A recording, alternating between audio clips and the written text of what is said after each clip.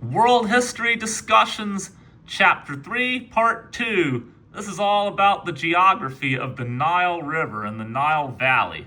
So Egypt is often considered gift of the Nile, and that's a picture of the Nile River at modern-day Aswan, Egypt, right below the Aswan High Dam, which was created in the 1950s and ended thousands of years of the annual floods on the Nile River.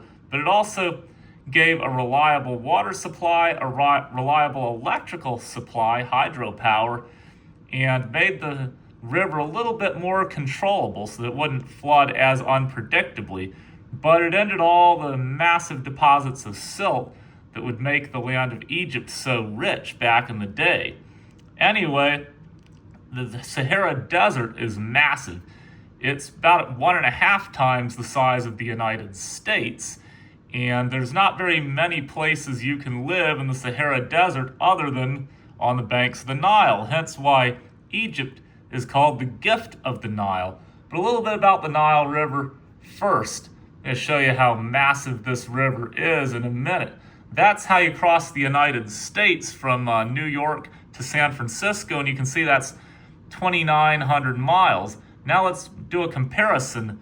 More than that, it's longer than crossing the United States to get from Retovo, Burundi to Alexandria, Egypt. Why Retovo, Burundi? It's one of the furthest sources of the Nile River. So that is how long the Nile Valley is. Here's another one from Rwanda, also in the headwaters of the Nile, also about 3,200 miles, most direct route from there to Alexandria, Egypt. Now some cool river statistics in here, which is that even though the Nile River is the longest river in the world, it only has 1% as much volume as the Amazon, 6% as much volume as the Congo, which is the number 2 biggest river in the world, and only 12% as much volume as the Yellow or the Yangtze River in China. And of course, the July to October, the Blue Nile floods, that accounts for about 70% of the water at the confluence, while the White Nile contributes to just 10%. But anyway, I just want to go back to river size. So Nile, I believe, is about number 94 in terms of size, in terms of volume of water. The Amazon is not much different in length from the Nile, but the Amazon contributes way more water. 20% of the world's fresh water exits out of the mouth of the Amazon River. Like I say, the Nile's only about 1% of that. But even the Congo, which is the second biggest river in the world, and it's here in sub-Saharan Africa, we're going to talk about it in this very chapter. Even the Congo, the second biggest in volume, has probably about 1/6 as much volume as the Amazon. But that still means it's about maybe 4% of the world's fresh water. Like I say, the Nile's about 1% the size of the Amazon and contributes a very tiny percentage of fresh water in the world. Just think what it's flowing through, mostly through desert. Here's the map I wanted to show. I mean, look at that, mostly through the Sahara Desert. But what's interesting to me about the Nile River is that most of Egypt's flow annually is from the Blue Nile. That's where the big floods come from Ethiopia. So I'm going to go back to the map. When you get to Khartoum, Sudan, which is right around here, the Nile River comes together as a full river, but the much shorter tributary is the Blue Nile, and the much longer one is the White Nile. And the White Nile has more consistent flow, and that's the one that comes from Uganda and Lake Victoria, and Rwanda and Burundi, if you want the very headwaters, the White Nile. That's the main branch.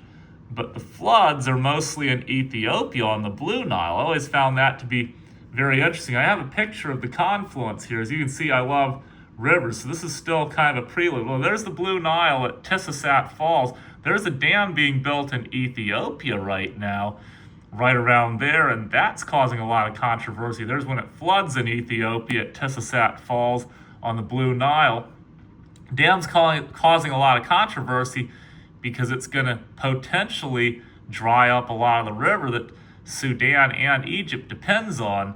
And then here's the White Nile, which is also full of rapids around Genja, Uganda. And here's where the rivers come together. We're looking north and downstream. Remember, the Nile River flows north, but that's the White Nile coming in on the left and the Blue Nile on the right, which is interesting because I just said that the Blue Nile, which is the one on the right, contributes to about 80% of Egypt's water. But the thing about the Blue Nile is that's only during flood season from July to October. When the Blue Nile floods, the White Nile literally backs up. But then when the Blue Nile recedes, the White Nile flows really hard and delivers a bunch of the water too. So overall, the Blue Nile, even though it's the smaller tributary, contributes a whole lot more water to Egypt than the White Nile does, even though it's the longer tributary.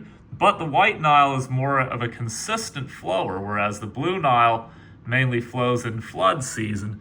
There you have it. There's a picture, Blue Nile versus the White Nile. I didn't even go all the way down. There's Lake Victoria and Rwanda and Burundi down here. So yeah, I got to give you geography to show you what you're looking at. I'll get to that in a minute. But yeah, those are some images. And this is the Rwenzori Mountains of Uganda. And these were called Mountains of the Moon by Greek geographer Ptolemy in about 150 CE. So getting into like the late Roman Empire here. And believe it or not, these Mountains of the Moon were considered mythical for hundreds and, well, almost 2,000 years until the 19th century CE, when Henry Morton Stanley and David Livingstone found that these Mountains of the Moon actually exist, and they're the Rwenzori Mountains of western Uganda. Wrong map. But they separate the divide between the Congo River, which I said is the second biggest, second only to the Amazon, from the Nile River. So just some cool geography. But they're in this area, the Mountains of the Moon, the Rwenzori Mountains, snow-capped mountains at the equator. So I got all these cool images here of the Nile and the Mountains of the Moon. There's the Blue Nile again, and then we're back to Aswan, Egypt. So basically, if you're thinking, well, that was a big distraction going into sub-Saharan Africa, we are going to talk about sub-Saharan Africa in this chapter. We're going to talk about the kingdom to the south of Egypt, the kingdom of Cush and the land of Nubia. And we're also going to talk about Bantu migrations at the end of the chapter from the Niger-Congo basin in West Africa, south and east. So Egypt, as you can see, is basically at a major crossroads. It's isolated until the Hyksos invasion. I'm getting ahead of myself. That'll be the next video when we get into the timeline. But it's isolated until the Hyksos invasion of 1674 BCE. And the Hyksos come from somewhere in the Middle East, and they invade Egypt and basically destroy the Middle Kingdom. Then the New Kingdom reasserts itself, and Egypt becomes an imperial power, pushing up into here. I got that map, and I am getting ahead of myself. We'll talk about it in more detail there, but there's Imperial Egypt, which is in orange, compared with the Hittite Empire we talked about in the last chapter in purple. But not only do they imperialize the Levant and the Near East, but they drop down into Nubia and even conquer Cush. But I'm getting way ahead of myself. We're going to get into that with the timeline. More geography. I was just showing that Egypt is a big crossroads between Mediterranean and Middle Eastern society, which is what we often study it in the context of in world history, and sub-Saharan Africa, which we often miss in world history. While we're on the subject, Africa, of course, goes without saying, is not a country. It's about 4 times the size of the United States of America and home to thousands of different languages, mostly of Bantu origin. But anyway, I'm going to go back to a few more maps here. This is Egypt proper, just to show how big the region we're talking about is. Aswan was usually the southern border of Egypt. And then Alexandria, of course, on the Mediterranean, the northern border, and there's another city, Port Said, and it was something different, and I'll tell you in a minute. Heliopolis and Tanis, that's it. That's what it was back in the day. And that was in the Nile Delta. But look how long that is. 665 miles along the Nile River.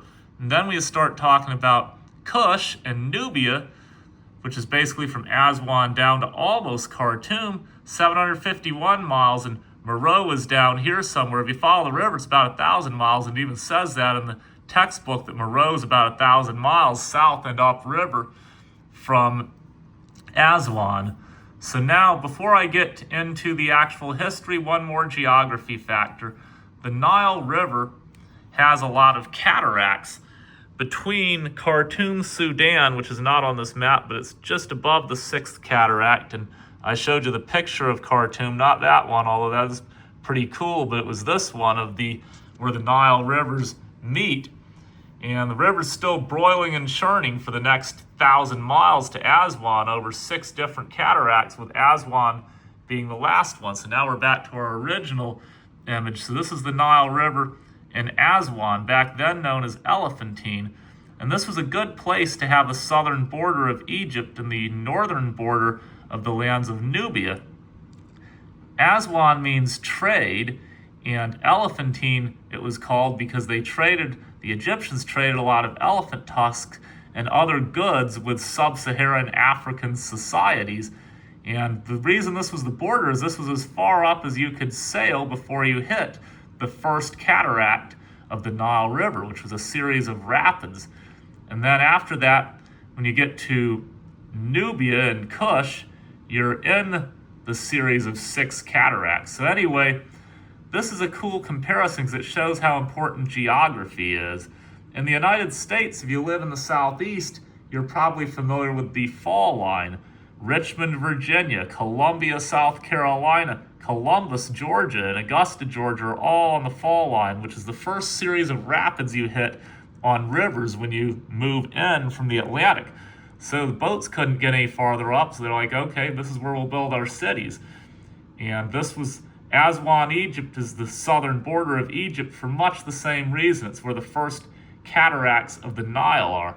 I'm getting ahead of myself, so I'm going to get into the timeline and the kingdoms and all that. But overall, you don't hear as much in world history about the kingdom of Kush to the south of Egypt. And part of that is that the kingdom of Kush was a bit poorer. The floodplain was not quite as broad as the floodplain in Egypt, as you can see on the map. And so the floods didn't go as far when the Nile River burst its banks. They didn't bring as much silt to Nubia and Kush as they did to Egypt. Another difficulty is, in addition to these cataracts, sailing was different and a lot harder in Nubia because of this big bend in the river, which I showed you on the road map. If you're going to Sudan, going to Khartoum, you cut that corner.